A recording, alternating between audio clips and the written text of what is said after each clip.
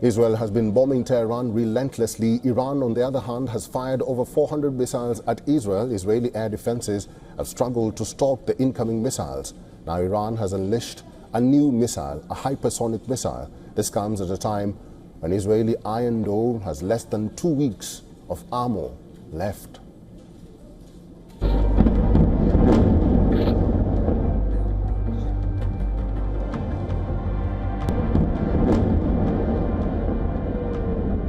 The Israeli skies are ablaze with a relentless storm of missiles,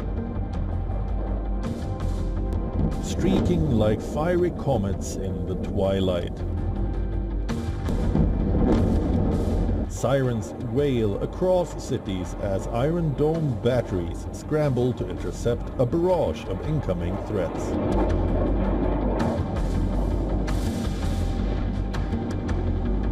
Each explosion lighting up the night with deadly flashes.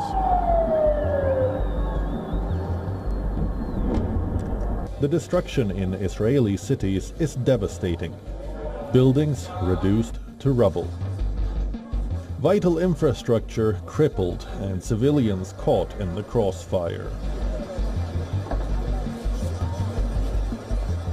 The war's sixth day has delivered a seismic shock. Iran has fired its Fattah-1 hypersonic missile directly at Tel Aviv, marking the first time such a weapon has been used in the conflict.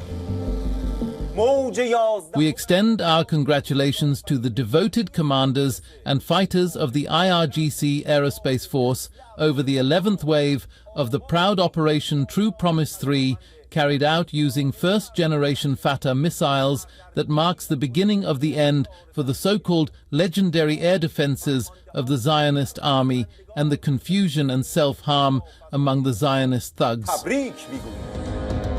The Fattah-1, developed by Iran's Islamic Revolutionary Guard Corps and unveiled in 2023, is a medium-range hypersonic ballistic missile with a range of 1,400 kilometers.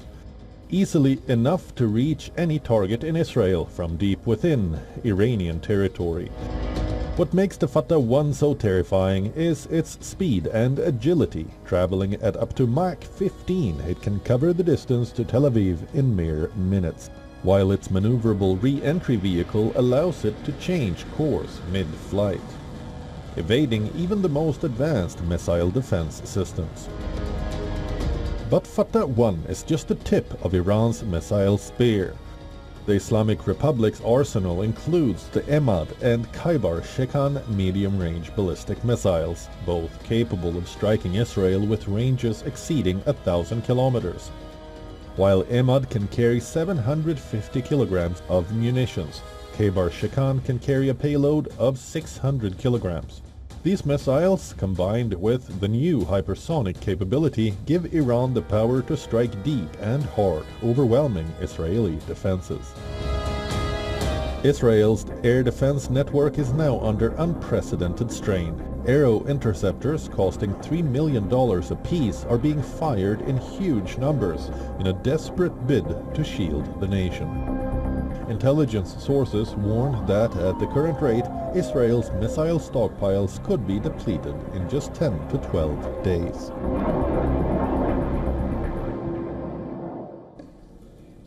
Mr. Adrian Calamel is a fellow at Arabian Peninsula Institute, terrorism and Middle Eastern scholar and author of a forthcoming book on Hezbollah. He's now joining us live from New York. Mr. Calamel, thank you for making time for us and welcome to WION World as One. Good to see you again.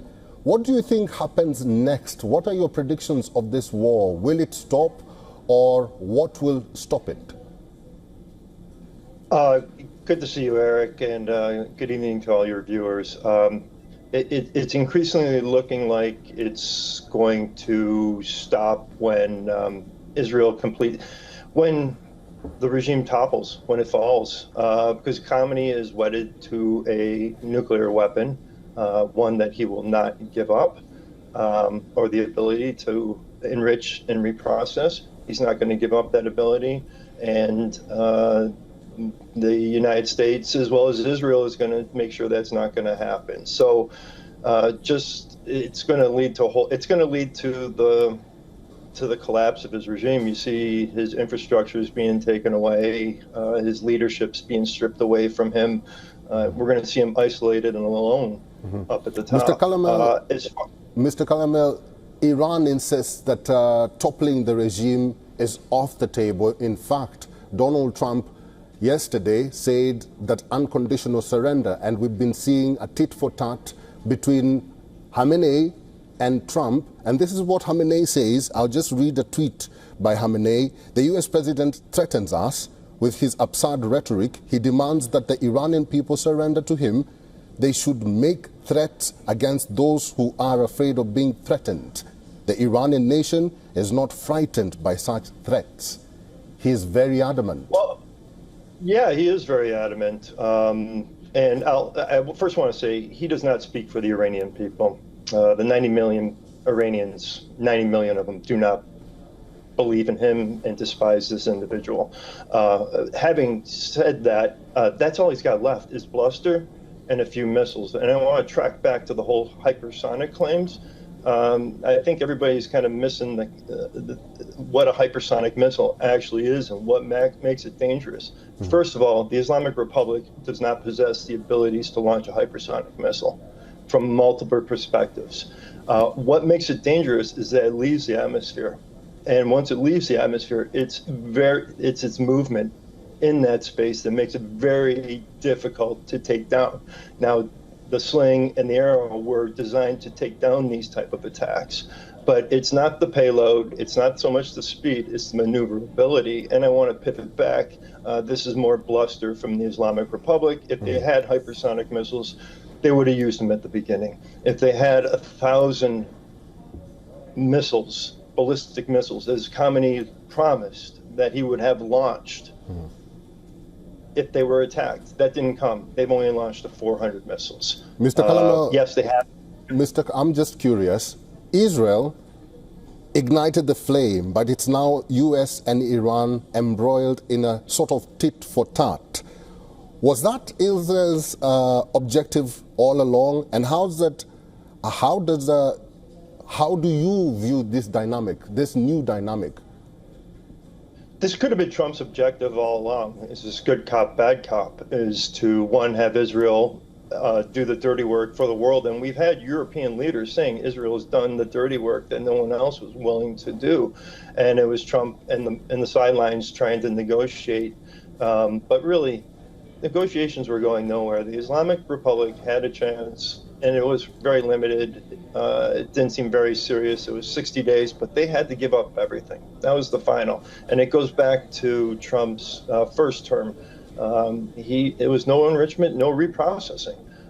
Unfortunately, Khamenei was too close to a nuclear weapon after 4 years after Trump's maximum pressure campaign. And so that's why you're seeing this action taken out now. All right, Mr. Calamel, it's good to see you. We'll have to leave it there. Thank you for talking to us today. Always great. Thank you, Eric.